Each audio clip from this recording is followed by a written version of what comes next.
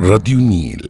وخلينا نخش في الموضوع على طول. طبعا مفيش لعبة او دوري ليه شعبية اكتر من الدوري الانجليزي الممتاز الانجليش بريمير ليج، وامبارح كان واحد من الماتشات الممتعة جدا ما بين ارسنال وتوتنهام، وتفوق ارسنال بهدفين مقابل لا شيء. تعالوا نخش في الموضوع على طول، ومعانا مداخلة مهمة جدا مع واحد من اساطير كرة القدم الانجليزية، نجم نادي QPR ونيوكاسل وتوتنهام السابق ليس فيرديناند، واللي كان ترتيبه ال11 في قائمة هدافي البريمير ليج على مر تاريخه كله ب 149 هدف. ليس فيرديناند, it's a pleasure to have you with us on Radio Hits, the former QPR, Newcastle and Spurs legend. Good morning. It's good to be on with you. How are you? It's our pleasure. I'm fine. And you? I'm very well, thank you. Not bad at all.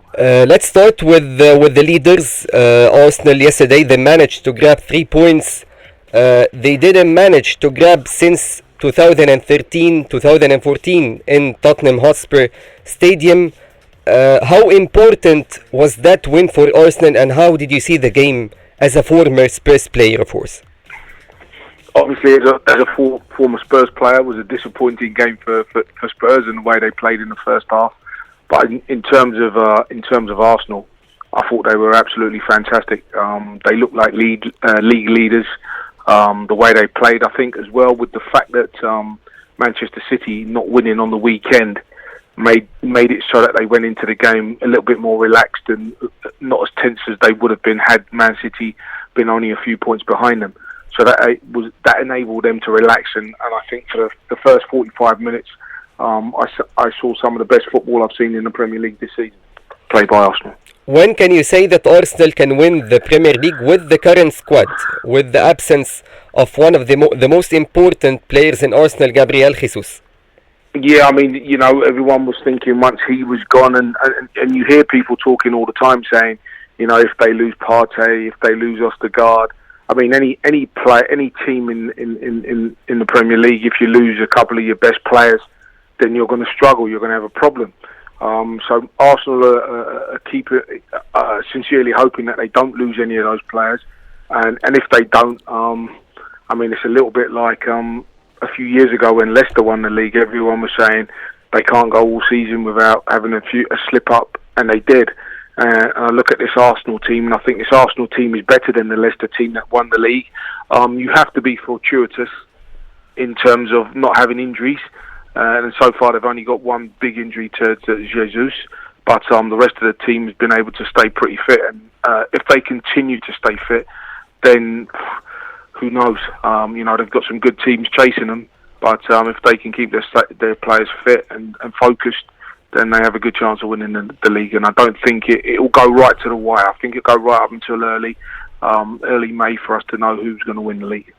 As a former Newcastle player and a Spurs former player too, what's the reason behind the Magpies' success and the collapse in the Spurs?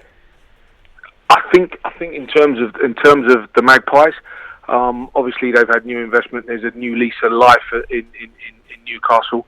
The players are, you know, defensively they've been very, very strong. They don't give many goals away, which is important. And I think everyone talks about building a team. When you build a team, you start from the back, you make sure that you're not giving goals away, and if you're not giving goals away, then you have a chance of winning the game. And, you know, it's not every game, you know, in my time of playing for Newcastle, you know, we used to win games 3-2, 4-3, and it was entertaining, but not always efficient. And I think what you're seeing with this Newcastle team is an efficient side who know how to win a game 1-0.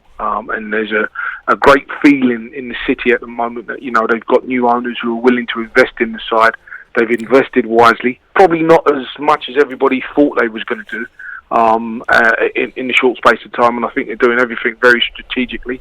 And I'm not sure if they'll finish in the top 4, but the way they're going at the moment, they'll be very, very strong coming into the season, especially if they add some players in January. On the other side, Spurs? As for Spurs, I think we've seen all season where Spurs seem to start the game so slowly. They put themselves on the back foot all the time because they go 1-2 goals behind before they actually. It's almost like they, you know, forget the first half. I think every Spurs supporter, every Spurs fan, every Spurs player wishes they could start the game in the second half, because for some reason they're able to to perform and find their feet in the second half. But the first half, for whatever reason, I'm not quite sure. I can't put my finger on why it is, but they seem to have to go a goal or two behind before they start to play. If I mention two Egyptian players who played for Spurs, Mido and Hossam Ghali, both had huge potential that they didn't fulfill. In your opinion, why didn't both success as Mohamed Salah did? Yeah, I think it's, it was early days in terms of Egyptian players coming to the Premier League, and I think in their time of coming, it was tough. The league was very different at the time.